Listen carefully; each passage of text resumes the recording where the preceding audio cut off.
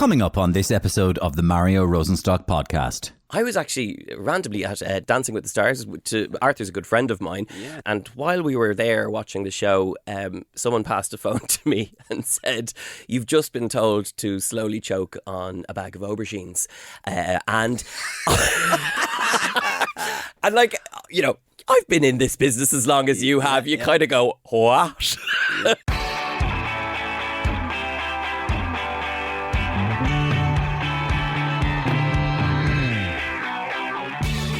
Well, it's been described by comedian Joanne McNally as the showbiz feud Ireland needs and deserves. And personally, I'd have to agree with her.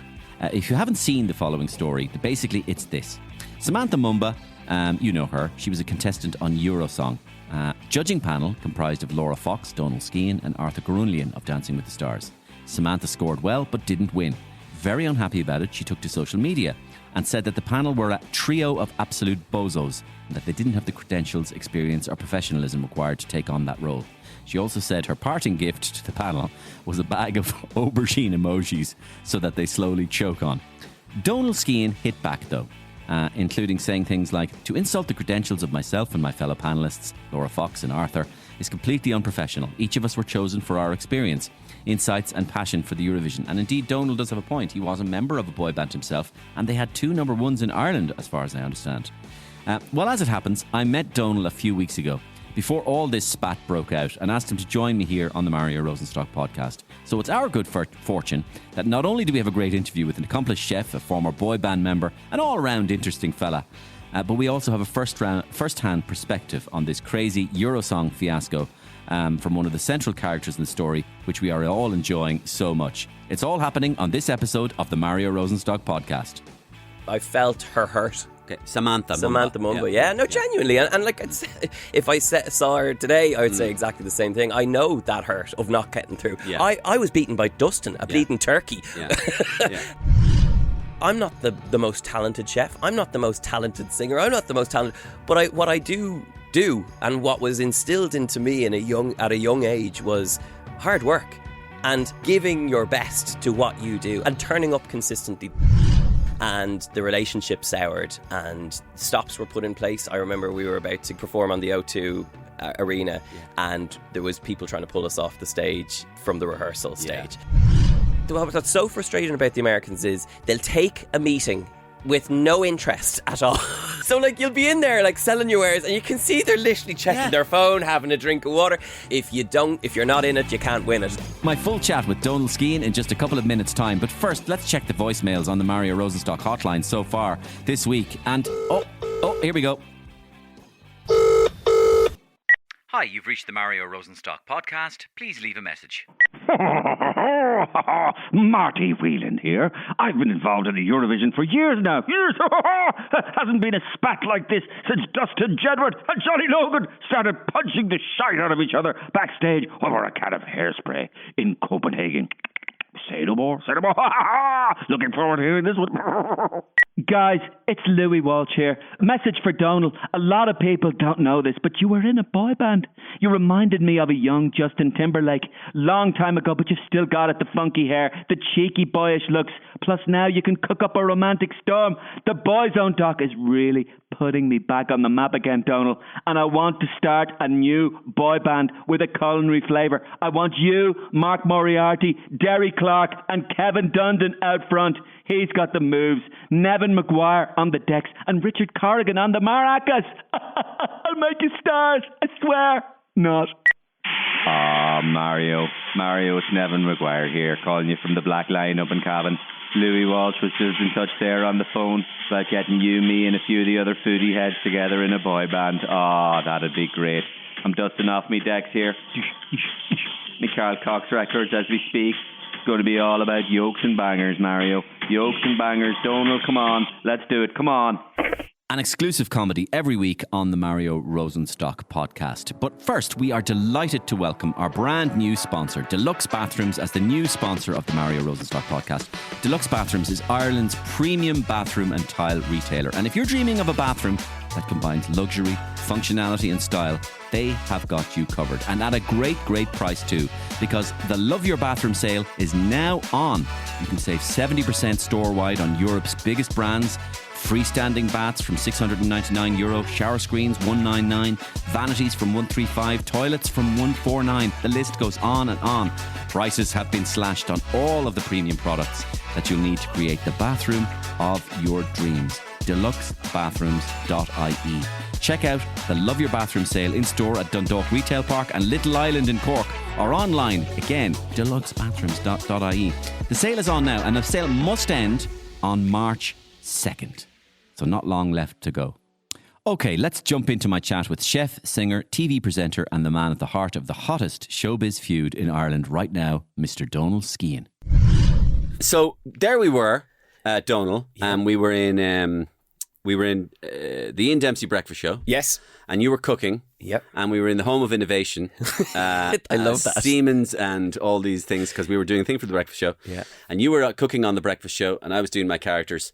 And this was, of course, just before all of this madness happens with Eurosong. So this is actually your chance to actually put it straight. What happened? Because we've all been reading about this. Yes. And we read... Sorry, when you said we'll put it all out on the table, I was like, oh, I forgot about that. But yeah, go on. So we actually started this on the Ian Dempsey Breakfast Show. Yeah. You know, it was us that kicked this off. It was definitely you guys, yeah.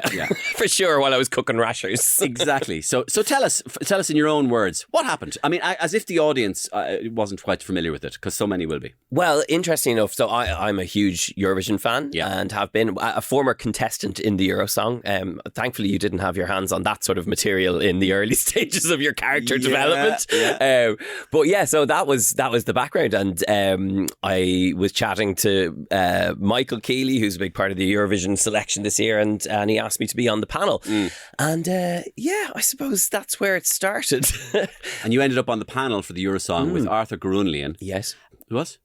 Laura Fox and the lovely Bambi Thug. Bambi Thug, yeah, okay, so amazing, last year. Lovely, and really, I hadn't actually met them, but they were absolutely lovely and really insightful, and more of a Eurovision fan than I realised, because they actually chose the song that won, and they kept whispering into my ear, going, "I'm going to vote for that one. I'm going to vote for that one." So you know, it's that's the Leica, but like a party. But the interesting thing about Eurosong in general is that, like, in some ways, I would agree with the criticism that would come towards the panel, because I do think a panel doesn't need to necessarily be there. If you look at any of the shows across Europe, you have a song contest, essentially like a small Eurovision that exists as a high entertainment show that, you know, goes over multiple weeks. Like, my wife is from Sweden, and it is literally like the biggest Saturday night, like tomorrow night, Saturday night, everyone in Sweden will be sitting down and watching Melody Festival, which is the selection for the Eurovision. So in ways, we're still kind of a little bit backwards on how we select. Now, I know we're talking about, you know, small things in the grand scheme of the world at the moment, but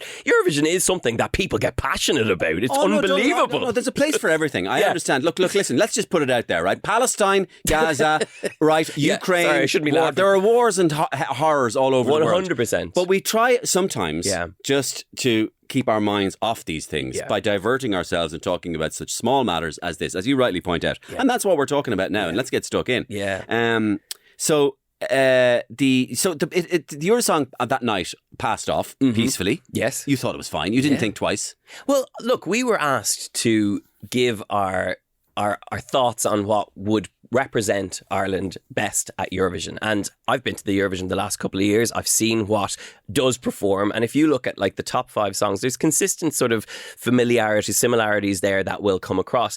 And so I'd have a very good idea. I'd like to think I have a very good idea of what might actually perform at Eurovision. And, you know, Bambi Thug, as an example, is one of those performances that completely broke the mold in terms of what Ireland could send to Eurovision and do well with. Now, look, it's not, Bambi's not everybody's cup of tea, and that's what kind of Eurovision is about. It's about taking those 3 minutes and making something really impressive. So on the night we gave our honest feedback, and in retrospect, did the best song win? It probably did, from the selection we had and how they were performed on the night. Okay. Look, all of the performers who do what they do have a lot going. You know, there's a whole process in terms of submitting a song, coming up with the concept. I know, because I did it in my shiny silver suit. And, you know, it is a lot of heartbreak when you don't get through. So I understand the being hard done by. So I know what it feels like when you don't get, you know, someone going, oh, you're amazing, that was fantastic. We had to be critical on the night, and that was the job we were tasked with. Exactly, fair enough. And so after this, what happened? So I was actually randomly at Dancing with the Stars. Arthur's a good friend of mine, yes. And so went to Dancing with the Stars, and while we were there watching the show, someone passed a phone to me and said, you've just been told to slowly choke on a bag of aubergines. And like, you know, I've been in this business as long as you have. You kind of go, what? So, I mean, I think there was a little bit of a moment of like, I wasn't upset by it. Yeah. I have a very thick skin when it comes to this sort of stuff. And I think, you know... Did your phone blow up then? 100%. Yeah. Oh what happens when your phone blows up? My phone hasn't blown up in years. Well, this is the thing. What happens when my phone doesn't normally blow up. Yeah. So, you know, normally I kind of keep What is your phone Your phone blowing up is you go on Instagram and you're like the likes going crazy and the comments go crazy. Do you have 20 text messages? The text messages, the WhatsApp going 90. But like, in a way, like, you know, I felt bad because I think I know, and I genuinely say this because I do know, having been there and having done it, that you put your all into it. I know we said at the start that, you know, there's other bigger things in the world, but when you're in that moment, you put everything into it and you really commit to it. And I think my initial feeling was that I felt her hurt. Okay, Samantha Mumba. Yeah, genuinely. And like, if I saw her today, I would say exactly the same thing. I know that hurt of not getting through. Yeah. I was beaten by Dustin, a bleeding turkey. Yeah. But, you know, the thing is, it's how you deal with it afterwards. And I think that's probably what kind of stirred up the pot in that moment. And what also continued the thing was, she made some comments. She sent, to hope she choked on a bag of aubergines. She said a trio of bozos, wasn't it? Yeah. And great word, bozo. Bozo. I haven't heard bozo in years. It's real. It's hardcore. It's old-fashioned entertainment word from America, isn't it? Brilliant. You know, you're a bozo, man. Sinatra would, if you had heard, Sinatra would have used bozos. Sinatra would definitely, yeah. And Samantha Sinatra. I see it. I like the idea that Samantha got it from America. You know, I do too. Yeah. I do too. Look, as I said on the night, but then you came back. I came. Yeah. So my approach would always be to add a little bit of humour, like yourself, you know. And in that situation, I put up bozo with a picture of myself smiling. Yeah. Because I would always own these sort of situations. Yeah. And also, you know, in ways you're kind of like, was it really called for? Was it necessary? You know, I think if you look at who has been on the panel in the last few years, it's not necessarily been fans of Eurovision. And so you'd have anyone saying anything that they think about a song, not really understanding the task at hand, the very important task, Mario, at hand.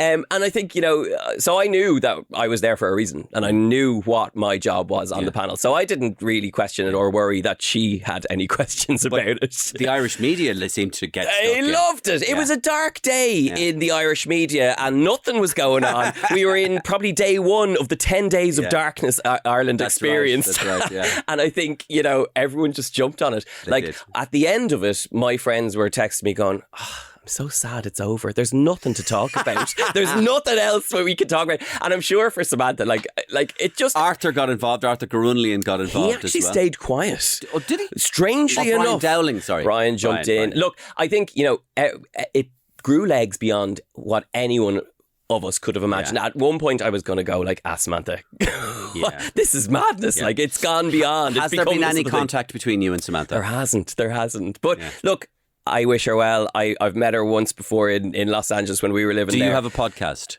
Do I have a podcast to release? Do you have a podcast? No. You're not doing a podcast, no? Oh, I'm actually working on one at the moment, Maybe invite her onto it. There you go. I mean, honestly, No, but genuinely, like, I think I would always come away from, like, I would never say something to anyone that I didn't believe, firstly. And if you listen back to what I said on that night, was that the song wasn't strong enough. Samantha is a legend, you know, as I would say now and then.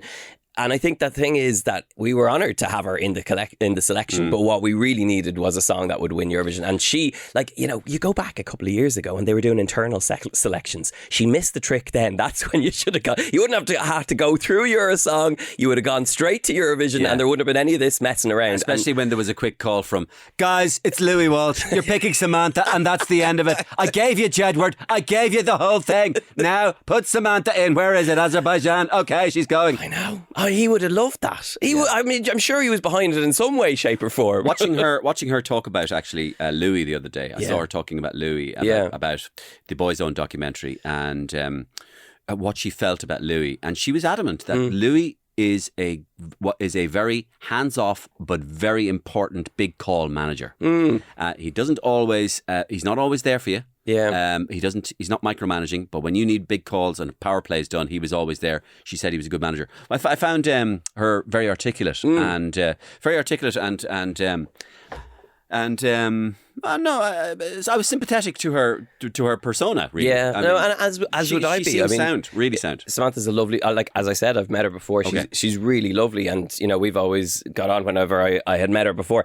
But you know, and I think even on the night there was nothing said that was untoward or negative. Exactly. And I think you know if you were to play it back, that's absolutely. What could be taken from it. You know, and I saw that piece about Louis as well, and you know I think the only thing I took away from that a little bit was that you know people were speaking about their own experience and you don't want to take away yes you had your experience but it doesn't take away from someone else's experience. So I do think that's an important thing to kind of note. Look, I think Samantha will go on doing amazing things and I think we would both agree this has been the most ridiculous storm in a teacup that like the Irish media and just about everyone else have loved. But that happens though. That happens though. People love the sort of celebrity spats. And but one of the things that I was seeing online or whatever was, you know, just people. You obviously see some very, you know, people who don't know you in an uninformed sort of comment, and they go, "What's your man, the bleeding cook, doing there?" Anyway, right? But of course, you do have very, very, very relevant experience. You did not represented, but you were a contestant on Eurosong yourself. Yes. What were you called? I was called Donal Skehan. Were you? Yes. So you went. That was your name. So yeah, we you were a solo artist. Solo artiste. Mario. Silver. Let's not big it up because I was firstly Eurovision fan to begin with, so wanted to do something that represents the country. I had been in a boy band beforehand, so I was I was all into that world, and I'd left the boy band. Eurovision was the love, and when we were in the boy band, we were so controlled that I wanted to do something that was my own. I was definitely not the Gary Barlow or the Ronan Keating of the band. I was more the backing singer. I don't know if they're good. How are you, buddy? How are you, buddy? So I was very much like, I can sing, but I certainly wouldn't have the solo voice. And I learned that on the 2008 Eurosong stage. Who judged you? Louis, Dana, the 2007 Serbian entrant, or who won. And I think there was someone else. And what did they say about you? They said lovely things. All right, they said, I mean, look, I know because you go back there, they have to, you're put on a panel to give an opinion, and that's what you're expecting to receive. Where did you come? They didn't have votes back then, but Julian Vignoles, who used to be a producer in there, recently did an article. I hadn't spoken to him about it, and said I came second. And apparently Dustin they were questioning, the EBU were questioning whether Dustin could participate as a puppet. Right. This is really Eurovision stuff. And so apparently if he hadn't been approved by the EBU, I would be the runner-up and I would have gone to Eurovision, and that killed me more. What was the name of your song? I wish I'd come last. What was the name of your song? Double Cross My Heart. Sing the chorus for me. Doesn't matter where you've been, doesn't matter where you are, starting tonight. You would have loved it. Back in the day, it would have given you so much material to work with. I'm so glad you didn't know. Was there anybody else in that competition that we... there was. And actually, the amazing thing, and even as I was watching the guys on Eurosong this year, was seeing the relationships that had formed, because I remember ours as well. And so Mark Roberts, who came second in the 1997 Eurovision, he's prominent. Yeah, he came second to Katrina and the Waves in 1997. A great song, Mysterious Woman. Fantastic. I think it was quite close as I remember it. So Mark Roberts went for another run at this. And that's the good thing about Eurovision and Eurosong is I love when you see contestants coming back. Adji this year, he came back and competed again and came back even stronger. Like his performance was flawless. Who's Adji? Adji was one of the performers in Eurosong this year. I know it was all about Samantha and you have a one-track mind. Sorry, Sorry, go on. And is Adji had previously been on? But yeah, so he had been in previously. And so like there is something lovely when you see artists coming back and you know, it's a chance to represent the country. So people take it seriously, cool. you know. But the Eurovision is kind of... The Eurovision is an institution in itself. I mean, you know, and it's an institution for all the right reasons of its triviality and its flimsiness, but it's kind of, we all tune in as well and we watch the voting. We've been doing it for 40 years. Absolutely. 50 years. Yeah, since 1956. Yeah. And it's become the biggest television show in the world. So it is something that kind of, you know, it's I mean, Will Ferrell made a movie about it.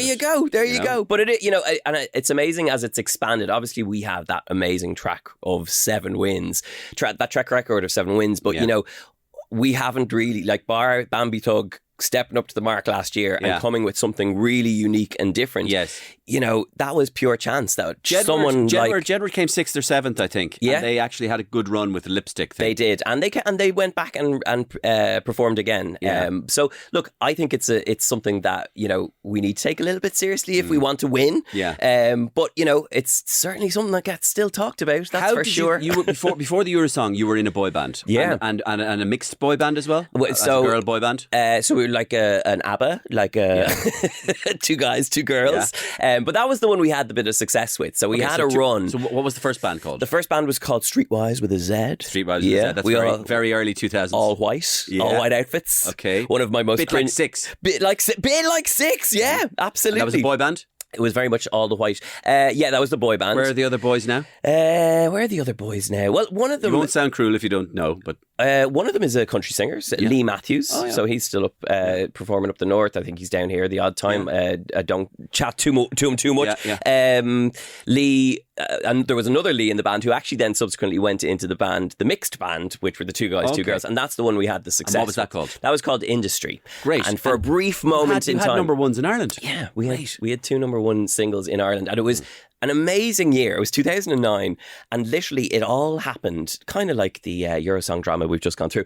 Storm in a Teacup. Like it was, we had a showcase in the Sugar Club in Dublin. We had all the press at it, and then we went on tour and we went number 1 within the first release of the single. Yes. And we worked for that number 1. Like we had old school. We were outside every record store in the country. We were practically professional buskers. Yeah, and we literally would be telling people who we were, singing the songs and working our arses off for those €2 CDs that were going into the till. I get that. Yeah. I get that. But it was great. And so we had these great opportunities. What was the name of your number 1? My Baby's Waiting. Okay. And the second one was Burn, that came in later in the summer. And then we'd got these opportunities like performing at Killarney Summerfest had the Pussycat Dolls, and we were the support act for the Pussycat Dolls. Yeah. And back in the day, they were the big thing. So I remember it was there was like a window of time where like we were all in the news, we'd done all the press, the song was number 1, and we came out and the reaction, like people were, I'll never forget that moment of like 16,000 people singing the words back to that one song. Now we only had the one song, but it was that feeling. I get it. And like it was happening. It happened, and you know, and then we had the success of the second one, and that led onto a whole load of kind of tour moments around the summer, and then it just it fizzled out. Why? It fizzled out. Well, if I'm honest with you, there was some complications with our manager and another prominent music manager, and the relationship soured, and unfortunately that impacted you. That massively impacted us, the band. You know, stops were put in place. I remember we were about to go on tour, or we were about to perform on the O2 arena, and there was people trying to pull us off the stage from the rehearsal stage. So there was specifically actioned kind of, and presumably this is over money. It wasn't necessarily over money. It was money or personalities, pride, and you know, stupid stuff, really, and kind of nasty bitchiness, really. But we, as the kind of group of young kids that we were only like 21 at the time. Exactly. So you were a boy girl band. 4 of you. Yep. And Was Louis Walsh looking at you going, who are these guys getting in on my action? I wonder. I mean, look, or what, did he ever comment about ye, or did you ever say, you must have met him during the time? Yeah, look, I know You're Louis. doing great, Donal, or whatever. Yeah, no, look, I know Louis well, and I have a very good relationship with Louis. I only saw him recently. He was on his way to Celeb Big Brother. In his Hummer? What? In his Hummer? In his Hummer, yes. The black Hummer. He goes around Ireland, Dublin in his Hummer. No, look, I have a good relationship with Louis, but at the time, he didn't have a good relationship with our manager, and that really soured things for us. And, where opportunities could have lined up in the UK, which would have been the next step. Absolutely. That didn't happen. Yeah. And then we were kind of like, we'd all had different experiences in the music industry. Like, I'd had the boy band before that. I'd had Eurosong, so I'd been through that. Yeah. And by the time we saw the kind of writing on the wall with it, we were all that little bit more kind of experienced. I know that sounds ridiculous as a 23-year-old, but we were more experienced to kind of go, okay, we need to cut it now. We're not going to spend 3 years trying to push at something that's like basically closed doors. And I thought back then we were quite mindful and grown up about it. I remember being on the road to, I don't know what the venue was in Belfast, and we were coming back down, and we knew the writing was on the wall then. And we just, our last kind of single, they didn't put the money behind it. Yeah. All of the stuff that kind of like just falls, the arse falls out of it, Mario. Yeah, absolutely. Was that sad? I am always someone who looks forward, and I'm always looking at what's next. So in a scenario like that, I would always have something else. And so it was absolutely sad from the perspective of, we all had that dream. Like, you're 23, you're hoping that this is going to be the thing. Yeah. In retrospect now, I'm 20 years down the line from that moment. And, and funny enough, the cookbooks, I had a food blog while I was in that second band. So the food was always the passion. And that was really what was, absolutely core for me. And that's what, my mum and dad own a food business. It's what I grew up with. It's absolutely the bread and butter. Yes. And in lots of ways, they would always have been in the back of my head going, you need to think of the real job. This is the fantasy land. Yes. Do it, try it, and see what happens. But come back to what is important and what is going to sustain you for a long period of time. Yes. And for me, I'd had for my first book deal at that stage. So we were my first book came out the same year as we'd gone number one. So that was there was definitely a sort of sliding doors, crossing paths sort of scenario. So by the time, let's say February of 2010 had happened, I'd had a book come out. I'd had the book won an award. I was on Ryan Tubridy's radio show, and back then those were the days that would sell a couple of books. And so that was a huge thing. So I was seeing two kind of diverging interests happening, and the food really was something that was the passion. We were much more controlled in the band, and I didn't have more creative control on that, whereas I had much more kind of steer on what I was doing from a food space. What was your impression of the music business? Did it in any way surprise you what you encountered, or did you feel this is par for the course? I knew it would be like this, or what was it like for you? I mean, one of the things you described there is very common with all descriptions you hear, this working like a dog business. You're just outside places and you're like a professional busker, and you're non-stop. The Boys' Own documentary, they're on a plane at 6 a.m, a red eye, they're on TV all day, and then they're on a TV show at night. And they're being herded around like cattle. But you're promised so much, and like even our contract in the band the second time around, like it was ridiculous. It was the Lou Pearlman style. Lou Pearlman, who's a prominent boy band, he would have set up Backstreet Boys, NSYNC, and we'd had an experience with him. Yes, tell me. So the first boy band, how that fizzled out was we'd spent maybe 2 years kind of rehearsing and getting the act together. We had members from all over Europe. We had a Swedish member, we had an American member, and so the idea was it was the first international boy band, which was actually quite a clever concept.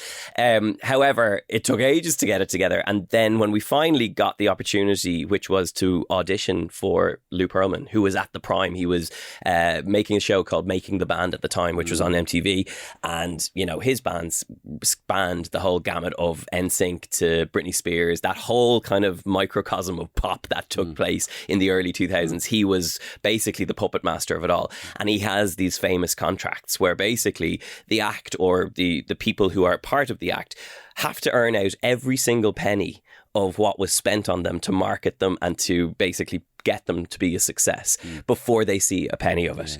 And so it really, and it's pretty much, it's similar across a lot. You're never going to make the money. I think, you look at any of the kind of prominent... And every limo you take and every flight you take, you're further away from making money because you're paying for it. 100%. Now, we were definitely not at that stage.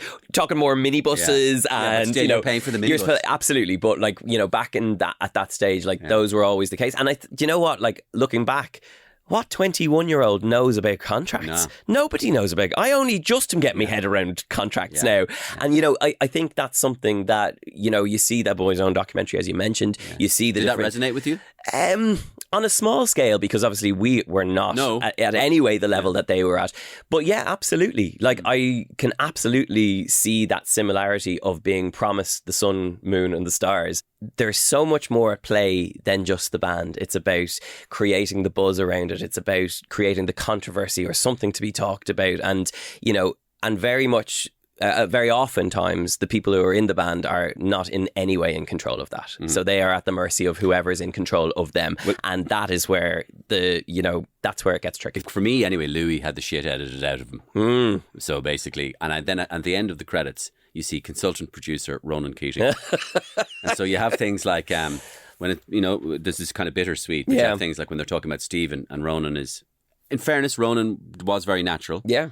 But he would be there he would be sort of kind of tearing up and crying. Yeah. And would cut straight to a shot of Louis laughing and looking at and obviously because Ronan was tearful about, let's say, the treatment of Stephen in the front page of The Sun. Okay. Right? But when they went on to Louis, oh, you got the original one, amazing. Yeah. And that was a total hatchet job. Set up, they give him the paper. Do you know what I mean? He's not laughing at Stephen. Look, I think whatever way you edit it, the truth is there. And, that's all I'd say on it. The truth, the guys know the truth, and that's what they were speaking to. And, I don't know how Louis came off from an edit perspective, but from what I did see, it's the stories I've heard, it's the things I would have witnessed, and Louis is a hard-nosed guy. He's a businessman, and that's what he set out to do, and he did it very successfully. Were there people kind of trampled in the way? I'm sure there were. Yes. I know, because we've seen sides of it. But I think this is what comes out of a scenario like that when you put yourself out there. And, look, you're in this business as well. You put yourself out there all the time. You are, if you put your head above the parapet, you will always have mud slung. Yeah, you do and have you to develop be prepared. a thick skin. And I'm not saying that excuses it, because it doesn't excuse it. But from some side of it, there has to be a duty of care. And I think the things that we can learn from any of the documentary bits that I've seen is that when this kind of music industry evolves, there has to be a level of a duty of care that is placed on young people who are inexperienced with business, who clearly are talented, and they shouldn't be exploited in the way that they have in the past. And that's what I would take away from it. I've said this to people. I'm changing the subject now. So I've said this to people before. Some certain people I've met on this podcast. I like you because you're a grafter, and I am a grafter. And I've always been. Actually, one of my ambitions in life is to reach that stage where I actually truly think I am a grafter. Yeah. And I believe I am a grafter. You're definitely a grafter. I am a grafter, and I takes one to know one. Yeah, and that's why I'm saying that. Because I see that in you, somebody who is really got a terrific work ethic. And I was saying it to my daughter the other day. She's 11. She's 12. She just turned 12, and she's talented at tennis, but there's no end to the talent around the world. Somebody's going to be more talented than you. Yeah, and she's talented, and I'm there. She's there. Am I talented? I'm there. You are talented. You're very talented. But there's that girl from Denmark. She's unbelievably talented, and she only started when she was 4. Look at her now; it's incredible. But then I said to her, she was really working hard in her project for school, and it occurred to me to say something to her, and I went, Bellamy, there's something that people don't say enough, and that is being able to work hard is one of the greatest talents. Yeah. It is a talent. Yeah. People say there's work and there's talent. Yeah. No, work is talent. Yeah. Pouring your ability, your work, into that, your talent, into the work. Yeah. For hours, focused hours at a time, focused days, weeks at a time, seeing it through to the end. It is a talent. Not many people can do it. That's why it's a talent. And anyway, so this is what I've seen in you. There's two things come up to me as you speak about that, and I think, and I see it in you as well, because there's always that element of, and I've learned this now. I'm 38 and I'm still figuring out life, but there is that kind of thing of, I've always believed it's that final destination. You just keep pushing, you're going to get to that final big moment, and that certainly would have been the case in the music world and in the food world. And actually, like, the learnings you that come along the way is that it is about, and I feel like a cliche, but it is the destination, or it's about the journey. It's not, and it's enjoying the everyday of it rather than going, correct, when this happens, I'm going to be, when this happens, I'm going to be this. And like your daughter, you know, there has to be enjoyment along the way, and there has to be passion for why you do it. And I think then you're not afraid of the hard work that goes into it, because I can tell you, for one thing, and many people may agree with it, but like, I'm not the most talented chef, I'm not the most talented singer, I'm not the most talented, but what I do and what was instilled into me at a young age was hard work and pushing yourself out there and constantly giving your best to what you do. And that's what I know. And turning up consistently. The one piece of advice I always give whenever I speak in schools and stuff is, whatever your passion is, whether it's food, whether it's music, whatever, turn up consistently and do your very best. And if I hadn't continued to do a food blog while I was in the band, if I hadn't continued to, you know, look at the opportunities that were available to me, if I hadn't constantly pushed myself, I wouldn't be sitting where I am today. And I think that is something that, you know, even going back to our original conversation about, you know, being someone question your credentials or your credibility, you know yourself, the work you've put in to get to where you are. And that's the most important thing. That's all that counts. Totally right, Donal. I mean, I wrote down a few words here. Consistency, you just said that there. Another one is perseverance. And you touched on something there which is really important, and that is, I think I was watching a little clip of Seinfeld the other day talking. It was not the show, it was just him talking. And he said, and it's exactly what I feel, just get better. Get better at what you do. Right. What do you do? Just get better. Do it better. Right? Do it better this next week than last week. You should be concentrating on making yourself better. Do what you do. Focus on your thing and make it better. Don't worry about where it's going. You'll end up in all sorts of places if it gets better. Believe me. That's so true. That's so true. And so just get better. And why would you want to get better? Because you like it. Well, then find something you like.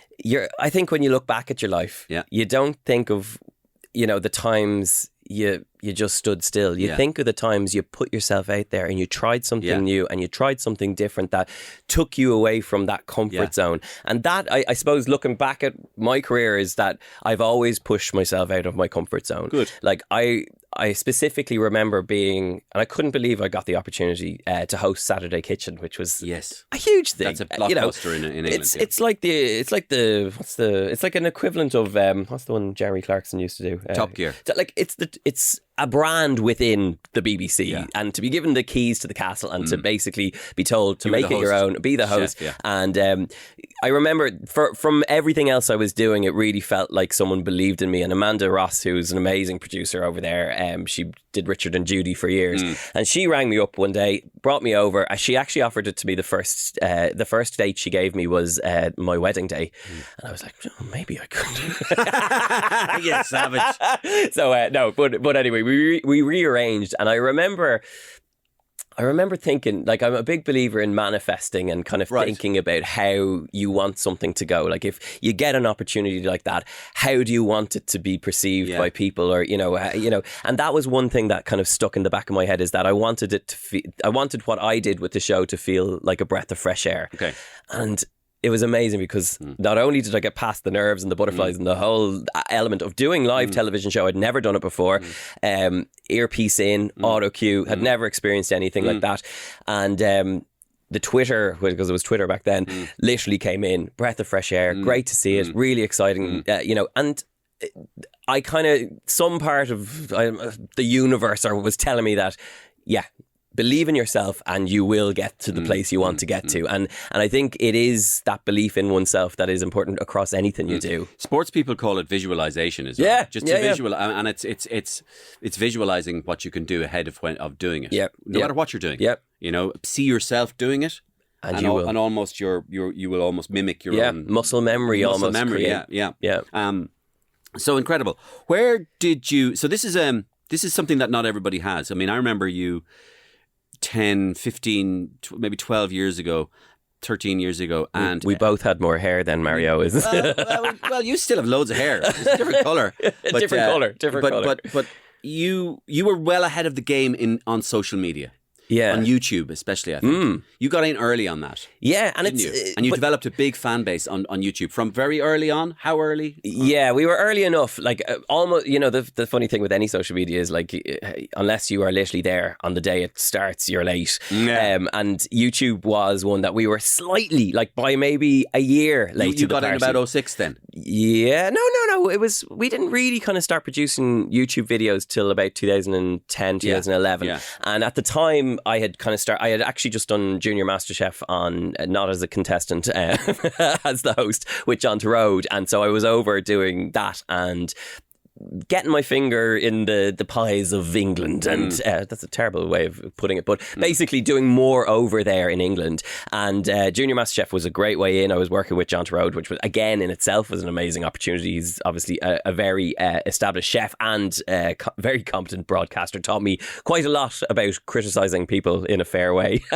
But I think, you know, going over there and experiencing that certainly kind of gave me a bit more kind of credence in what I was doing, and it's slowly kind of built from there. At that time, I was going back and forth to London, and I do remember, because when the first book came out, I was shopping it, and I, just like I had done with the music, I was outside the front of stores, I was selling books, and I was shaking hands and kissing babies, and that was how we built that early sort of profile in Ireland especially. And then when I went to the UK, literally I used to go over on a Ryanair flight with my own money with a suitcase full of books, and I remember wheeling it into Jamie Oliver's offices and being absolutely mortified, because on the front of it, like RTE.ie had put a quote saying Ireland's answer to Jamie Oliver. And I walked in with like the big quiff and the the look that you loved so much. And really, you know, had to kind of sell my wares and say what I was there, you know, why I was different, what I did. I was a champion of home cooks. You know, the recipes that I was writing were not restaurant recipes. They were certainly for, you know, the home cook. And that has been my thing from the very start. And I remember that little meeting twisted into an opportunity when Jamie started FoodTube, which was, he was given a whole heap of money by Google to create food content online, like I think a couple of million or something. It was mad.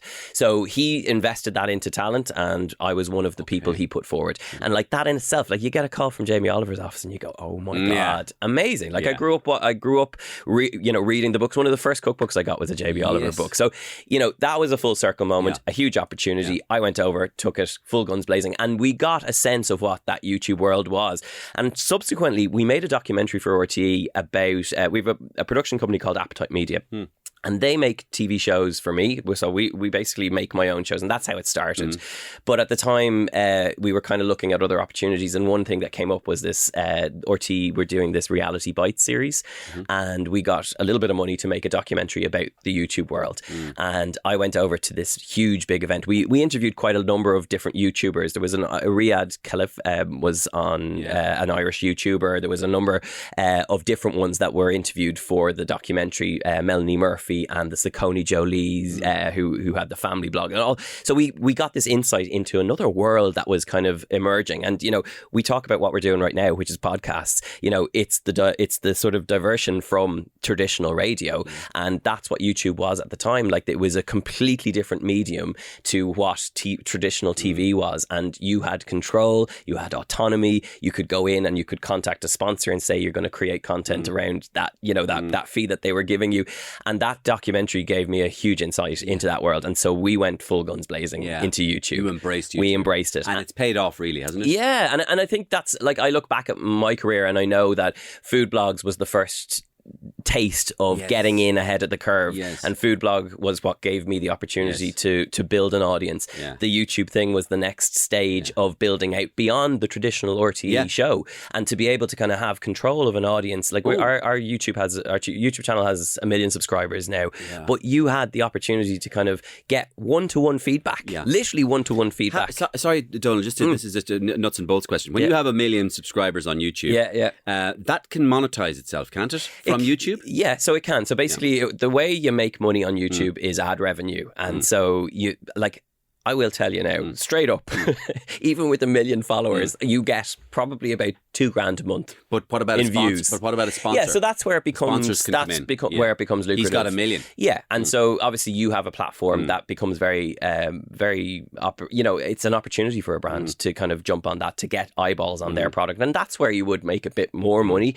But from a YouTube revenue perspective, it's like Spotify a bit. You're not making it's Spotify's a 0. If you have 50 million if you have 50 million, you could make 100,000 a month. And there are people, and that's the thing. Like we would have, so we actually subsequently moved to Los Angeles off the back of the YouTube world, and it was weird because I had this diverging world yet again of luckily had a Food Network contract in the US on the table, and I had this YouTube opportunity with a crowd called Tastemade at the same time, and both were kind of converging at the same time, and that's what brought me out to LA, because we had two like most people go out to LA with knocking on doors. We were in a really lucky position to have done the work, to have gone out and to have something. Like I got my visa because I had two companies, one company sponsored. A proper visa. Which you still have? It's a journalist visa now. Okay. But yeah, we moved back. You have to renew it all the time, so we didn't. I hope you don't. Please don't take this the wrong way in any way. But I would have thought that Donal Skehan going out to LA is a perfect mix, right? Well, because you're healthy, you're very LA, you're very positive. Manifesting and all that nonsense. Your visualization, you're cooking healthy stuff. You're a hard worker. You have ambition. You do. You're handsome. You've got all the things that American people like. And so. Do you feel okay there? I mean, is LA somewhere you like? Because there's an old song. There's a picture of this, I think, put out a song on. I went to a party and they were just drinking vodka and water, and I hate this place here. Just another party, just vacuous, empty people. Went to another party, a house party. I hate all these people. Just want to be back home because they're not real. In the picture of this world, they're not real. They're vacuous Americans who are all just shaking hands with each other, meeting and networking. But nothing is real, and they don't even drink proper drinks. They just drink drinks to keep them skinny, and. They go from green juices. Yeah, they just go from party to party. But I would have thought Americana would have embraced you and that's for all the nice, good reasons I mentioned. No, I get where you're coming from. Look, I think the biggest thing when we moved out there, even from an Irish perspective, was like, why LA, like of all places? But, we went out there, and firstly, there's the lifestyle. So like, it fit really perfectly with where we were. Myself and Sophie, my wife, had just gotten married. It was 2015. There was no kids around at that time, and I suppose we moved to LA kind of gradually, and we would have gone over and experienced the handshakes. And I remember the first time we really thought we were really the shit, and we rented a red Mustang, which cost a couple of £100 a day. And I went, and like apparently only tourists rent the red Mustang. But we were living it up, and we were like, okay, we're gonna go. And I had gotten in contact. I had an agency called Gersh in New York, and he had set up like literally 30 meetings. And if you have 30 meetings in Los Angeles over the course of a week, that means you get to know LA very well, because it's a huge city. It's 14 million people, and it's spread. It's not like Dublin where you have a nucleus. It's spread over loads of different places. So we ended up, like, Sophie was driving, I'd run in, do the meeting like for 30 minutes, and then hop back into the car, and we go back again. And so it was basically what I was doing with the suitcase off the Ryanair flight, but in America. LA level, And it's meetings. This is what they do all the time. It's ridiculous. Like, and what's so frustrating about the Americans is they'll take a meeting with no interest at all. Gee, but they still take the meeting. They'll still take the meeting. Hilarious. So like, you'll be in there like selling your wares, and you can see they're literally checking their phone, having a drink of water. So like, of those 30 meetings, but meeting is part of the culture. Yeah, it's part of, if you're not in it, you can't win it, and you gotta kind of know what's happening in that world. So I remember out of those 30 meetings, I was like, oh Jesus, Sophie, like, this is painful. Like, it's so, like, you're literally constantly putting yourself out there. And we got one really interesting call from it, and it was there's this lady called Kelly Ripa in the US. She's kind of like a morning show host over there. She had a production company, and so we ended up down this like avenue of creating a show with Kelly Ripa's company, and of course went nowhere. But in that process, I was in front of CBS, I was in front of Fox, I was in front of Food Network, I was in front of literally the 30 meetings exploded into 60 meetings out of that one meeting. And so I learned that the LA way of doing things is you do need to take the 30 meetings, because even if one thing sticks, it'll be the thing that drives you forward. Meetings lead to meetings. 100. I still have contacts within LA that you would, they might ring you up and go, are you free? I'm host this St. Patrick's Day. I'm hosting CBS and Fox News live from the parade in Dublin because of these contacts that would have been made. That's excellent. And so like nothing is wasted. I do believe in life, like nothing is wasted. These things come full circle. But the LA experience, going back to your kind of thoughts on it being kind of vacuous, and what we did experience in that early stage was absolutely vacuous. Like everyone's kind of in it to win it.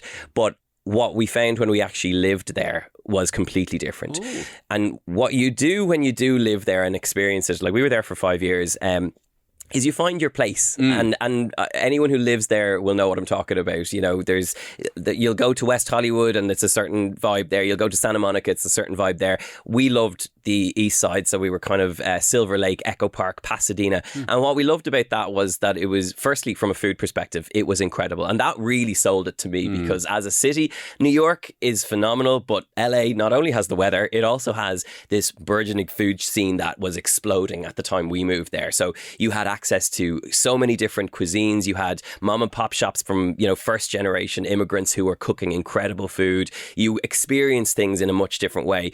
And so I spent most of my free time going and eating and trying different things.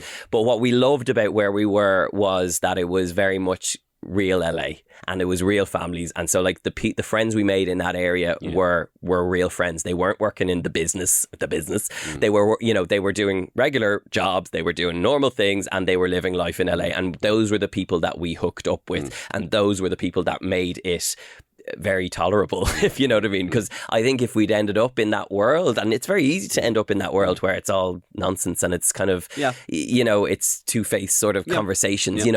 What I loved about that area, like we have friends who sadly their house burnt down in the fires, but we're very much their go-to people, and they're our go-to people. We have kids around the same age. They're going through an awful time at the moment, and it's not a friendship that left when we left LA. Those are things that really stands to me. Like I'm a big believer in the people you hold close, and the people who really have your back. And, those people are they're friends for life. And, as much as people view LA as this sort of vacuous kind of place that people come in and it's transient, we really found home there. And I found it really hard to leave there because we had done that. Fascinating. Yeah. So, you had kids, and so did you feel, how did you, I mean, obviously Sophie's from Sweden, right? Yeah. So you felt we had kids, and where did that change? For example, did that change where you might want to live? It changed everything. It changed everything. So like as soon, our first was born in 2017. We'd moved in 2015, and I was probably at the peak of, because our production company has a great relationship with Fremantle in the UK who distribute all our shows. So I end up doing these like press trips in Asia to promote the television show over there, because it's in 47 countries around the world. So it's this. Do you like that? It's brilliant. It's hard work. It's brilliant. I love doing it, but I think as time goes on, I'm learning that the travel is the thing that actually was killing me. And that really came to the fore when I was trying to balance Los Angeles and that world, that US kind of profile I was building back with what was happening here. Time change. And then, so it was chaos. And then throw a child into the mix and... Not doable. Not tolerable. Like Sophie, like in fairness to her, managed very well with what the situation was. But I was back and forth to Ireland at least once a month, so you were either coming or going. And it came to a point where Sophie, could see that obviously we had we had friends, like I mentioned, but that, you can't just knock on someone's door and say, here's my child, I'm just going to pop down to the hairdresser, or, what I mean? So like having that sort of, that family village that people talk about, it's very elusive actually. But having that sense of home was kind of standing broadening out more and more. And Sophie being from Sweden, you know, when we would go home from LA, we'd be ended up in Dublin, and then she'd still have to jump even further. So Dublin felt like a very safe place for her to come back to with kids.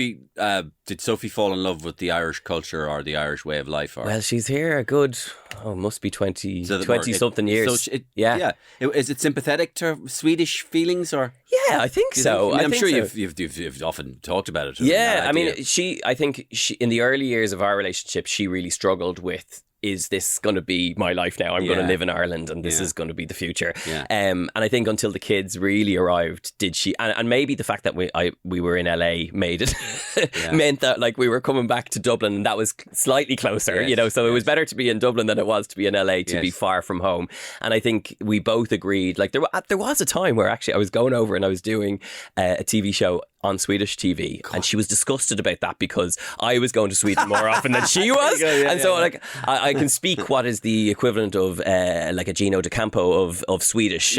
So you can get by on television. So I can get by on television. Can you try and talk a bit of Swedish to me? So we're joined by Donal Skehan. I'll say it, pretend I'm speaking Swedish. We're joined by Donal Skehan. Donal, what are you cooking today? God morgon Mario. Vi har jättemycket mat idag. Jag tycker vi kan ha en lite ris alla Malta, kanske en lite julskinka om du vill, och kanske du vill älska lite chicken fillet roll. Hey, the Swedish chef. But yeah, so we had a blast of that, but she that didn't really work out. And I think being in Dublin for the core of what I do, being able to jump across to London, London as well. Yeah. Your work ethic comes from what you reckon? My mum and dad. Yeah. 100%. They're still at it. Are they? My dad's turned 72, 73, and my mum is in her 60s, and they are running a food business that is a leader in its field. They supply, if you've eaten freshly sliced pineapple in this country, you most likely have eaten my mum and dad's pineapple. And I have, yeah. And, you know, the amazing thing is, like, I think as kids, we used to go, oh, God, they never have time for us. They never this and that. And, like, I remember school holidays, my dad would spend a lot of the time, we'd find a local village in France, in the back arse of France somewhere, and he'd find the payphone because he'd have to be checking in back on what was going on. So there was always, even at the dinner table at after school, my dad would have gone into work at 4 a.m. every single morning, if not earlier, and you'd hear the phone go because for some reason he just wouldn't respond to an alarm clock, so someone would always ring him to say to come into work. And then Ian does that. Ian Dempsey. Does he? Yeah. Who rings him? Who rings you? No, he used to have the telecom Aaron ring him. No way. Yeah, they used to do that. But also he used to leave the phone on the other side of the room. Stop, so he had to get out of bed. Love it. But there you go. And so, like, you have to be, he was always up at 4 a.m. We'd always be kind of half awake listening to him stumbling out of the house. And, you know, certainly, as the later years went on, you'd be meeting him coming in. You'd be coming in late and he'd be going out early. So, you know, that work ethic, I don't think I appreciated it when we were younger. It literally rubbed off on you. It was by osmosis. It was, you know, it was just what I grew up with. Like at the kitchen table when we were doing our homework, my dad was on the phone ordering punnets of strawberries or whatever it was. Like I remember on a Sunday when the Gresham Hotel wouldn't have the bag of potatoes or the delivery failed, he'd be in there sorting it out, and it would be him that would be doing it. And so that work ethic has never left me. Right. Yeah. What's next for you? We've a busy year ahead.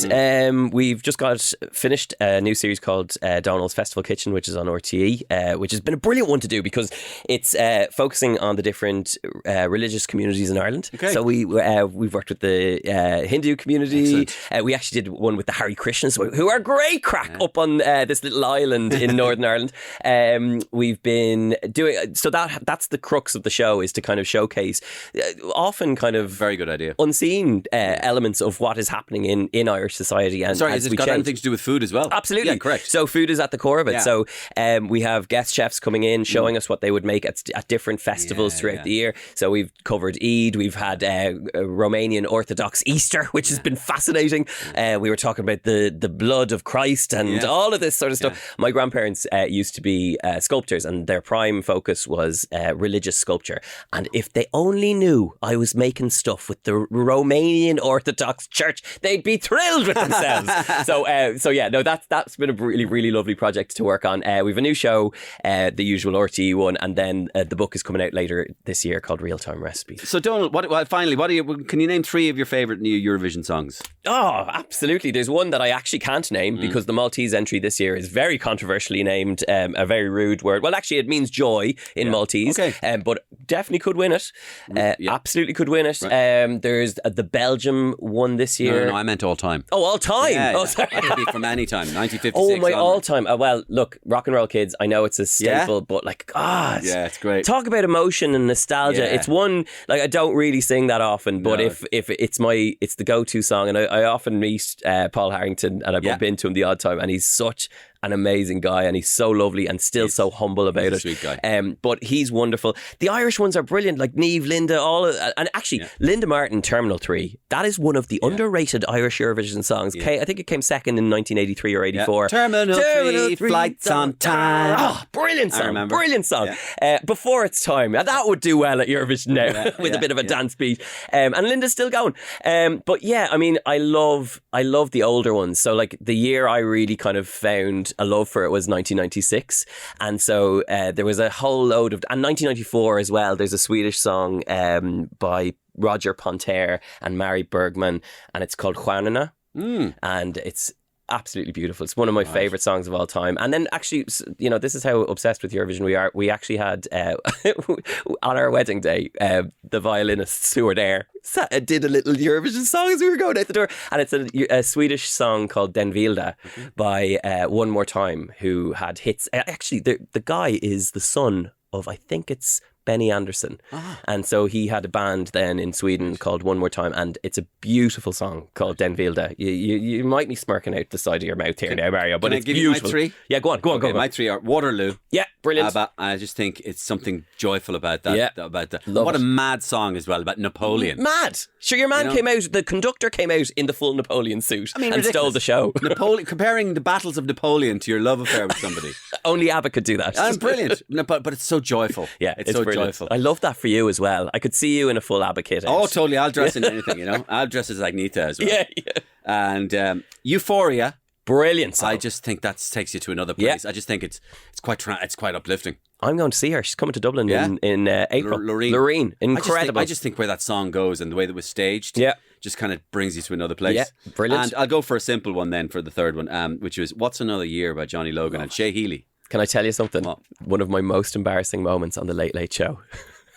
So we were doing Eurosong, and like you're young, so you're like, oh Jesus, okay, Grant Dustin's in it, of course, yeah, Dustin staple, fine, okay, we're all competing, and like gobshites, we were brought on for, in true Late Late show style, Pat Kenny's introducing us, and he goes, and tonight, ladies and gentlemen, we have the 6 contestants of the Eurosong 2008 performing What's Another Year by Johnny Logan.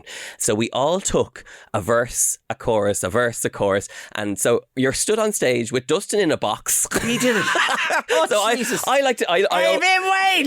Literally, what it sounded like. I did my opener, and actually, I was listening to back only recently. I was like, "Geez, that didn't sound bad." Yeah. So, goes on to Dustin. He comes out, does his verse, but then it cuts back to me, and like we were under no one, like we were literally sitting in a circle singing it before we went on. Yeah. And it comes back. You know the bit towards the end of the song where for someone who is getting used to be the camera cuts to me, and I'm way off key, and I know it, and I'll never forget the moment. Mortal, and there's like a musical director who's still in there like a bleeding dinosaur, and I come off the stage, and he goes, "That's live TV for you."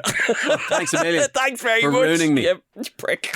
Brilliant. Like, lovely song though. Great song. And God bless Shea Healy. And I'm sure if Johnny Logan ever saw that, he would have decided he's never going on the Late Late Show again. Johnny Logan is great. What a legend. I love Johnny. What a legend. His voice is still in top nick. He's incredible. Great voice. Never met him. I'd love to meet him. Yeah, I sang with him. Did you? I was waiting to do a podcast with. Sorry, I was waiting. He came on my radio show and we did a pre-record.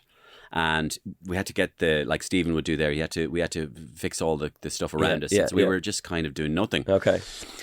And I started going. I was just messing with the pen, and I started going. Don't close your heart to how you feel. And then he came in. He just went, dream. Oh, What? He kept going. Don't tell the dreams that it's not real. And then because I was holding the note. Yeah. Close your eyes. Pretend it's just the amazing. two of us. And we went all the, hold me now. Can you sing it? So I said, Can you get up there? don't cry. Yeah. And don't say a word. But he was harmonising under me. Of course he was. He's So he amazing. did the harmony part. Yeah. And I was singing the lead Johnny bit. Yeah. Oh, it's just brilliant. That is a moment. I just thought, I have it somewhere. And you know what? When you're sitting in a retirement home in your late 90s, yeah. It was great. Those are the moments. And it was Those are the unprepared, moments. unscripted. Brilliant. And it wasn't even on the show. Yeah. It was just us waiting to do Yeah. a thing. Fantastic. But Patrick recorded it on the what do you call it, the mobile Yeah, phone. yeah. And he said, that was lovely. You'll always have that. Yeah. You'll always It's have just that. a bit of magic. Fab. And it's just from one person who just admired somebody else doing it. Yeah, and he just agreed to join in a in. natural way. In a natural way. Yeah. That's a nice Lovely. thing. Really Donal, good. thanks a million. Thanks, Mario. You're Great crack. Great crack.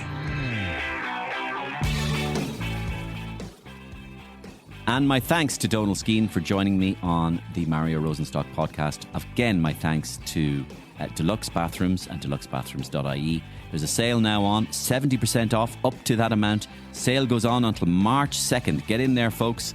All sorts of crazy deals. Check out the Love Your Bathroom sale in store at Dundalk Retail Park and Little Island in Cork, or online again at deluxebathrooms.ie. Thanks to you for listening. Tell one other person if you can about this podcast. Get in touch with me directly, mariorosenstock@gmail.com. I answer them all and I read them all as well. Thanks. See you same time, same place next week.